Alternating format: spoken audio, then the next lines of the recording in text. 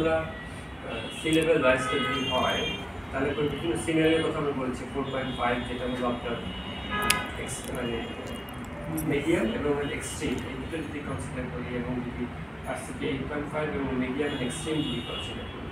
সেখানে আইডেন্টিফাই হয়েছে যেমন আমাদের ফ্লাডেড এরিয়া যেটা হবে 12.34% এরিয়া কিন্তু ইনান্ডেটেড হতে পারে। তারপরে আরেকটু যদি এক্সট্রিমের দিকে যায় তাহলে হচ্ছে যে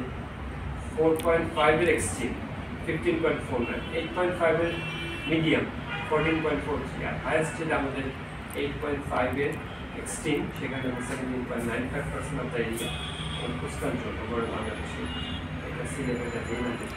সেটা কাইন্ড ফ্যাক্ট ওনারা স্টাডিতে এসেছে। আর আমাদের যেটা আছে ক্রপ প্রোডাকশন অ্যাসেসমেন্ট করেছে ক্রপ প্রোডাকশনের কিন্তু ইম্প্যাক্ট অ্যাসেস করা হচ্ছে। তাতে দেখা যাচ্ছে যে আমাদের সি লেভেল রাইজের ফলে যেটা বলেছি সাউথ সেন্ট্রাল জোনের যে বরিশাল পূর্ববঙ্গ ঝাড়খণ্ড এই চারটা ডিস্ট্রিক্টে যদি মূলত মেইন ইম্প্যাক্ট করবে কিন্তু ওভারঅল আমন প্রোডাকশনের ক্ষেত্রে 5.8, 7.9, 9.1 7.2 এবং 9.1 এই চারটা লেভেলের চেঞ্জ হয়। আমি ফিগারটা আবার বলি,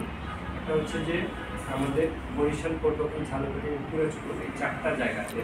আমাদের চারটা সিনারিওতে 5.8, 7.9, তারপরে 7.2 এবং 9.1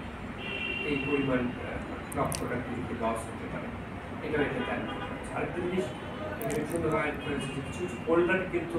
পোল্ডার হাইট আমাদের আমফান এবং যেমন আইলা সিজনে এটা ওভারটপ হয়েছিল সেই অ্যাসেসমেন্টটা করা হচ্ছে। তাতে দেখা যাচ্ছে যে ওই সময়টা কিছুটা ওভারটপ হয়েছিল উপর দিয়ে পানি প্রবাহিত হচ্ছিল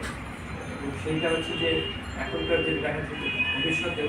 এটা কিন্তু পোল্ডারের উপর দিয়ে পানি প্রবাহিত হবে, মোস্ট অফ দ্য সাইক্লোন এটা প্রবাহিত হবে। এটা কিছু কিছু মানে আইডেন্টিফাই করা হয়েছে। তো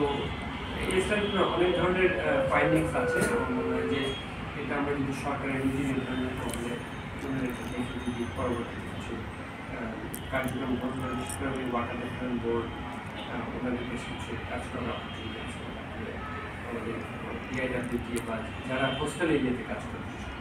জেলা প্রশাসন আর ওভারঅল সরকারের কমিটি নির্ধারণ করে কাজ করতেই পারে। সেই বিষয় থেকে মাননীয় মন্ত্রী মহোদয় এটা ভালো স্টাডি হিসেবে অ্যাপ্রিসিয়েট করছে এবং উনি চেয়েছেন যে আমরা আগামী বিশ্ব পরিবেশ দিবসের পরে আর কি জুনের মধ্যে যেন একটা ভবিষ্যতে কী করণীয় সেটা একটা উনি তথ্য চেয়েছেন যে আমরা কী করতে পারি। স্টাডি তো শেষ না, এটা উচ্চ রিকমেন্ডেশন আছে, যেমন